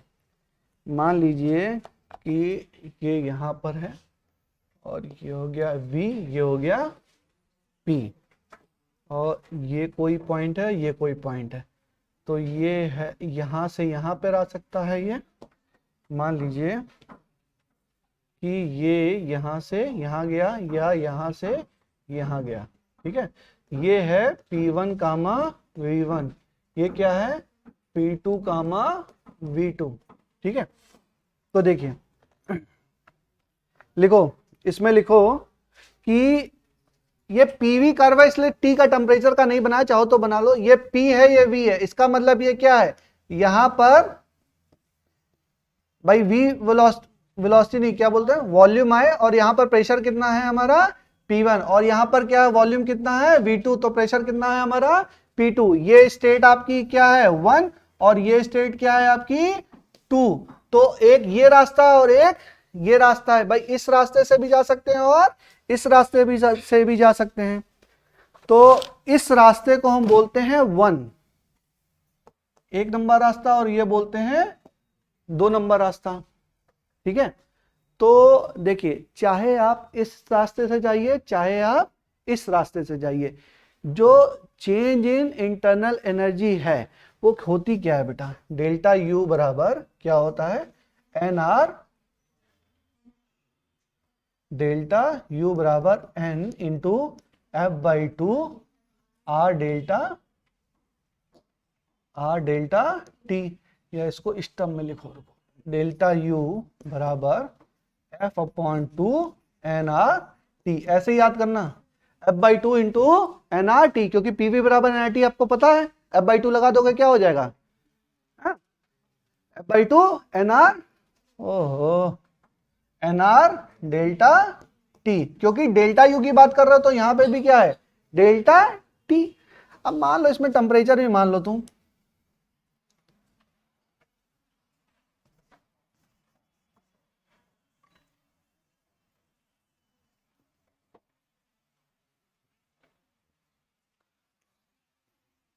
ये V है, ये P है, एक स्टेट ये, एक स्टेट ये है, एक रास्ता ये है और एक रास्ता ये है, एक रास्ता ये है। ये क्या है आपका P1 V1 T1, ये क्या है P2 V2 T2, और ये रास्ता है 1 और ये रास्ता है 2।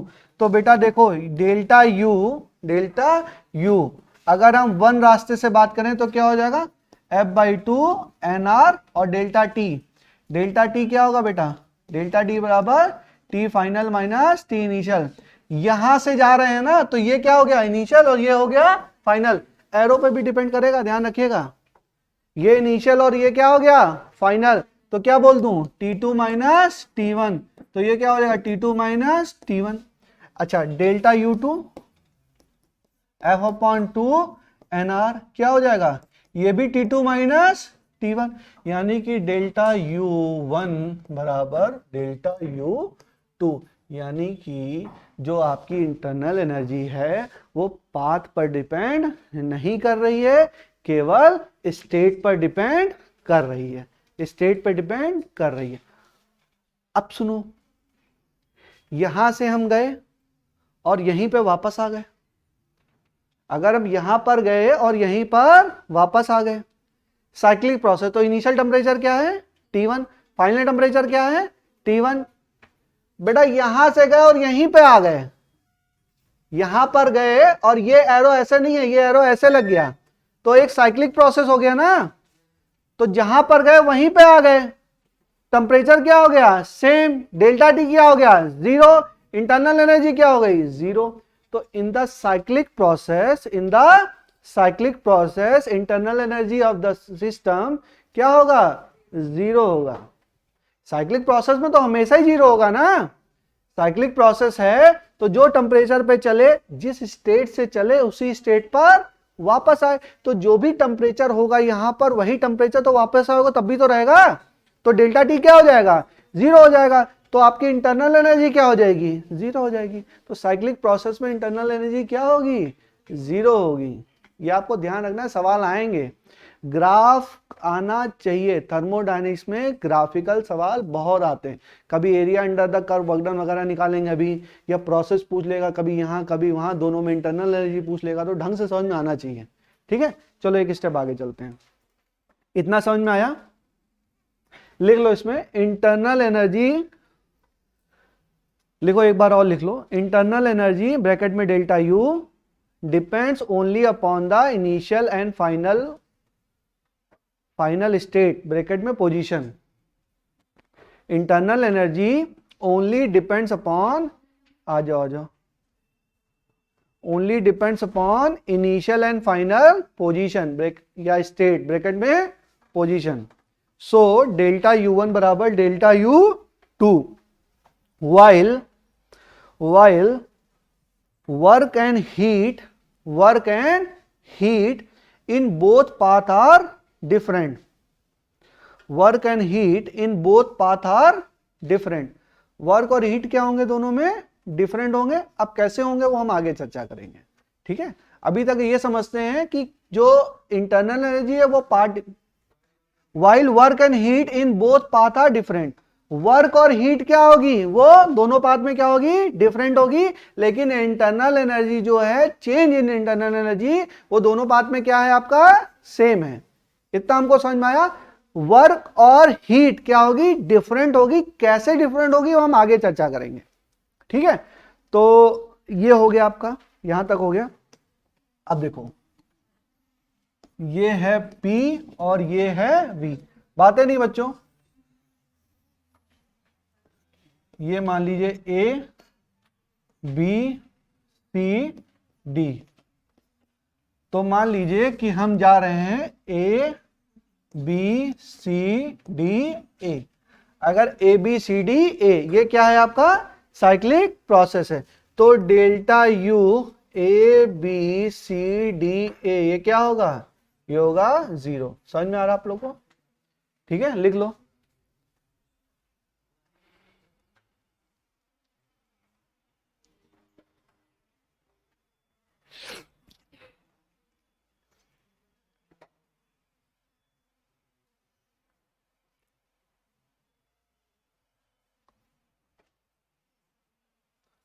फिर लिखो फॉर आइडियल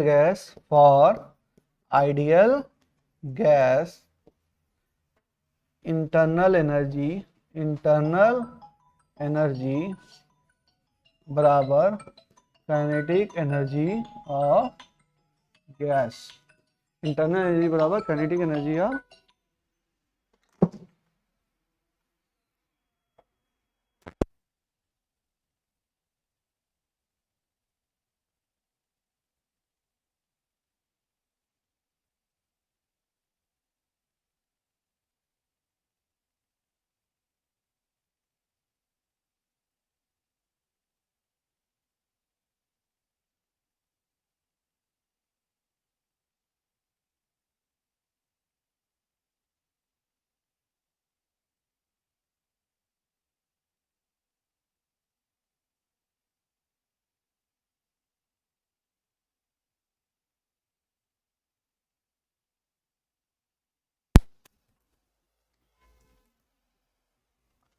तो internal for ideal gas internal energy क्या होगी काइनेटिक एनर्जी ऑफ गैस। अब बताइए काइनेटिक एनर्जी ऑफ गैस किस पे डिपेंड कर रही है, टेम्परेचर पे डिपेंड कर रही है। किस पे डिपेंड कर रही है, अगर इंटरनल एनर्जी किस पे डिपेंड कर रही है टेम्परेचर पर, तो काइनेटिक एनर्जी ऑफ गैस भी किस पे डिपेंड करेगी टेम्परेचर पर डिपेंड करेगी। ठीक है, तो लिख लो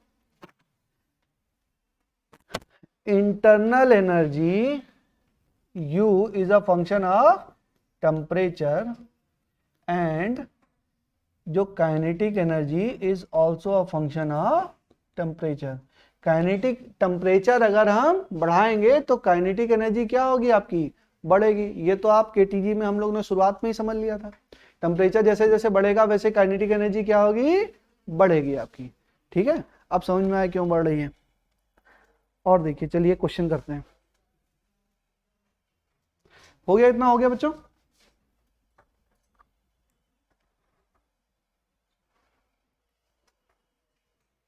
हो गया इतना, चलो।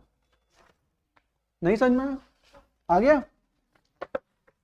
अब इतने पे भी समझ में नहीं आएगा तब फिर समझ में नहीं आएगा ना। अब इससे ज्यादा क्या सिंप्लीफाई करें बच्चों। अरे हम लोग ने तो ऐसे ऐसे टीचर से पढ़ा है कि पूछो मत। एक हमारे बीटेक के टीचर थे, वो सिस्टम ऐसे बनाते थे और यहां से आते थे और यहां से निकाल देते थे, समझ में नहीं आता था ये है क्या। कंट्रोल सिस्टम इंजीनियरिंग में एक सब्जेक्ट है, बहुत कठिन सब्जेक्ट है। समझ पूरी इंजीनियरिंग बीत गई, समझ में नहीं आया। जब गेट की तैयारी स्टार्ट की मैंने तब मुझे समझ में आया। जब कोचिंग्स वगैरह में गए, अच्छा यूनिवर्सिटी के टीचर होते बड़े खतरनाक है, समझ में कुछ नहीं आता, पढ़ा के निकल जाएंगे, आप समझते रहिए, समझना आपका काम है। उनका समझाने, उनको पूछ भी नहीं सकते हो। इंटरनल के नंबर है, कहाँ ज्यादा आप पूछ सकते हो, नंबर काट देंगे, खत्म कहानी हो जाएगी, तो पूछ भी सकते नहीं हो ना। और ऐसा मतलब कुछ नहीं समझ में आता था, पूरा साफ हो जाता था। फिर जैसे तैयारी जब स्टार्ट की तब समझ में आया, फिर पढ़ाना स्टार्ट किया तब समझ में आया कि अच्छा ये होता है।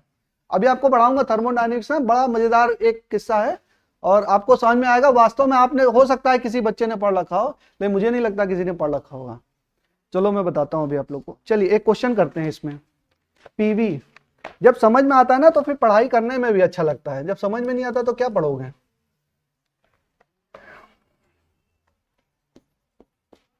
बेटा ये कोऑर्डिनेट क्या है आपके, समझ लो। ये P1, ये V1, ये P2 और ये V2, ये दो स्टेट हैं और यहां पर क्या हो रहा है, एक स्टेट नंबर 1 से स्टेट नंबर 2 पर जा रहा है। तो मुझे निकालना है चेंज इन इंटरनल एनर्जी जब हम 1 से 2 में जा रहे हैं, क्या होगी। चेंज इन इंटरनल एनर्जी जब 1 से 2 में जा रहे हैं तो क्या होगी, ये हमको निकालना है। चलिए बताइए।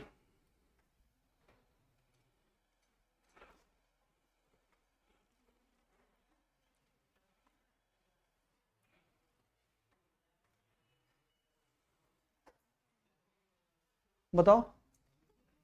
0 होगी। और बच्चों लगाओ दिमाग।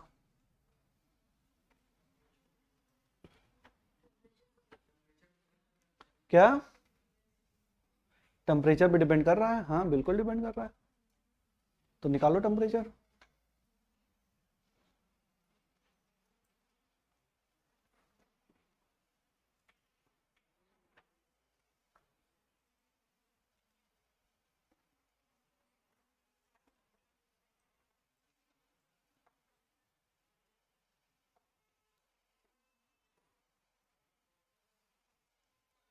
देखो इसमें ज्यादा निकालने का नहीं है, समझिए। ये P और V के कोऑर्डिनेट दिए हैं ना, तो मैं कहूं P1 इंटू V1 कितना, 2 इंटू 2 कितना हो गया बच्चों, 4। P2 इंटू V2 कितना हो गया बेटा, 4 इंटू 1 कितना हो गया बेटा, 4। इसका मतलब कि P1 V1 बराबर क्या है, P2 V2, यानी कि PV बराबर क्या है बच्चों, कांस्टेंट है। और PV बराबर कांस्टेंट याद करो, कौन सा लॉ, कौन सा लॉ, चार्ल्स बॉयल्स, कौन सा है, बॉयल्स साहब का लॉ है। और इसमें क्या होता है, टेम्परेचर आपका कांस्टेंट होता है। टेम्परेचर कांस्टेंट होगा तो इंटरनल एनर्जी क्या होगी आपकी, 0 होगी। इंटरनल एनर्जी क्या होगी, 0 होगी। अरे किसका रेडियो सिग्नल है आज के जमाने में, रेडियो। इंटरनल एनर्जी क्या होगी, 0 होगी। अच्छा एक और तरीका है इसको करने का, देखिए P और V दिया है ना, कौन सी चर्चा है, आइडियल गैस, तो PV बराबर nRT तो हर जगह लगेगी, PV बराबर nRT तो हर जगह लगेगी। तो पहले स्टेट के लिए लगाओ, पहले में कोऑर्डिनेट क्या है, P क्या है 2 और V क्या है 2, तो PV बराबर nRT1, P1 V1। तो इसको मान लो, तो T1 बराबर क्या आ जाएगा बेटा, देखो ये हो गया 2 इंटू 2 बराबर nRT1, तो T1 बराबर क्या 4 upon nR, 4 upon nR। Second वाले के लिए P2 V2 बराबर क्या nRT2, तो 4 इंटू 1 बराबर क्या nRT2, तो T2 बराबर क्या 4 अपॉन nR।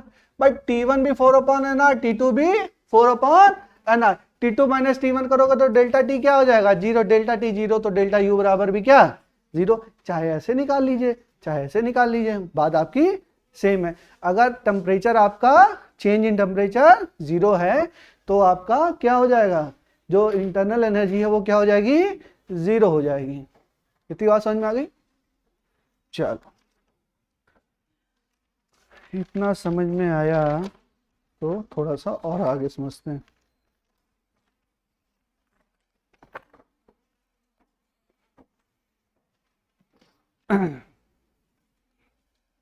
आ गया समझ में? आगे चलें? चलिए, तो हो गया बच्चों, नोट हो गया? जल्दी के पेन चलाओ, जल्दी लिखो बेटा।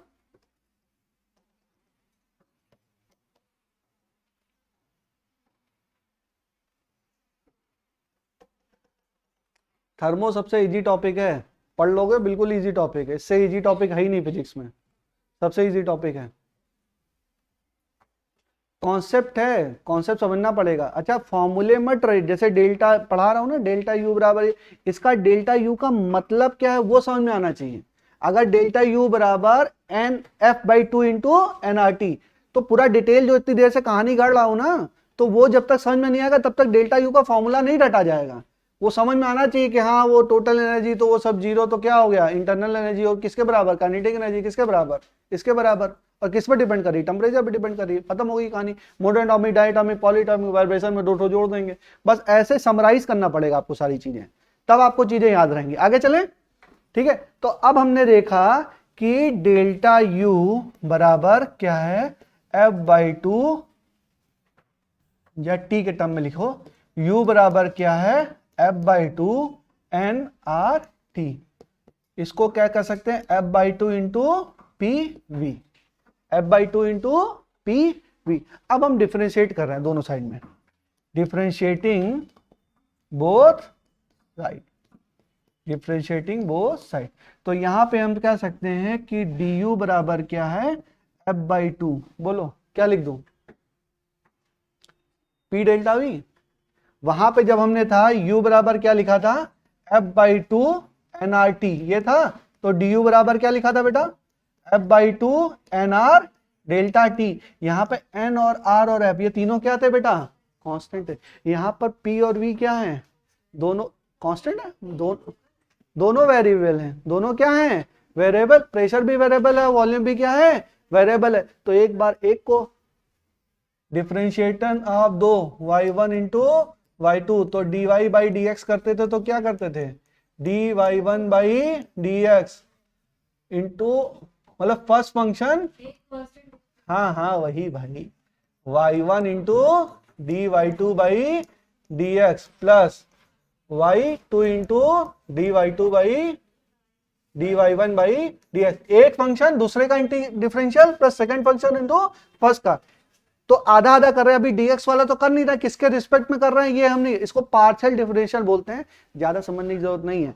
du बोला तो du बराबर F/2, F/2 तो उतना रहेगा कांस्टेंट है, इसको बोल देंगे P dv प्लस F/2, या इसको F/2 को common P dv plus V dp। P dv, P को कांस्टेंट, dv का डिफरेंशियल, V को कांस्टेंट, dp का डिफरेंशियल। बात समझ में आई? अच्छा यहां पर R के साथ क्यों नहीं किया, R तो कांस्टेंट है भाई, उसको क्यों करेंगे, R क्या है गैस कांस्टेंट है। तो यहां पे du बोला तो F/2 nR delta T, but जब इसको PV के टर्म में लिख लिया तब क्या करेंगे, एक बार P dv एक बार V dp, दोनों को कंसीडर करेंगे ना। अरे समझ में आ रहा है? अब मैं बोल दूंगा नहीं भाई वॉल्यूम तो क्या था, वॉल्यूम था कांस्टेंट, तो dv बराबर 0, ये वाला टर्म 0। एक बार में कहा नहीं भाई प्रेशर क्या था कांस्टेंट, तो dp क्या होगा 0, ये वाला टर्म आ जाएगा। मैं बोलूं वॉल्यूम और प्रेशर दोनों कांस्टेंट, तो क्या हो जाएगा 0 हो जाएगा भाई। dv भी 0, वॉल्यूम भी कांस्टेंट और प्रेशर भी कांस्टेंट, तो क्या बोल दूंगा कि du भी हमारा क्या आ जाएगा 0 आ जाएगा। तो प्रेशर और वॉल्यूम के टर्म में इक्वेशन लिखना समझे, समझ में आया कि नहीं बच्चों, समझ में आया लिखना। तो हमने देखा कि अगर हम इसकी चर्चा कर रहे हैं, अगर हम u बराबर क्या लिख रहे हैं F/2 nRT, याद रखेंगे फॉर्मूला F/2 PV, तो इसको du क्या कह सकते हैं F/2 PdV प्लस VdP। अब चाहे dp है ना, इसको डेल्टा भी कर सकते हैं, तो डेल्टा u बराबर क्या F/2 बराबर P delta V plus V delta P। तो दिस इज इंपॉर्टेंट फॉर्मूला, याद नहीं करेंगे बच्चों, समझ के करेंगे। ये आपको लिखना आता है, ये लिखना आता है, तो PV बराबर nRT आपको पता है, पार्शियल डिफरेंशिएशन करना आपको आता है, ठीक है आता है। चलिए तो यहां पे आपका KTG का पोर्शन होता है समाप्त, काइनेटिक थ्योरी ऑफ गैस हमारा एंड होता है। अब हम लोग थर्मोडायनेमिक्स स्टार्ट करते हैं। तो ब्रेक दे दूं 5 मिनट का कि चालू करूं, जैसा बताओ, हाँ दे दूं, छुट्टी कर दे चलो 5 मिनट का ब्रेक है, 1:15 पे आ जाओ, ठीक है 1:15 से क्लास स्टार्ट करते हैं।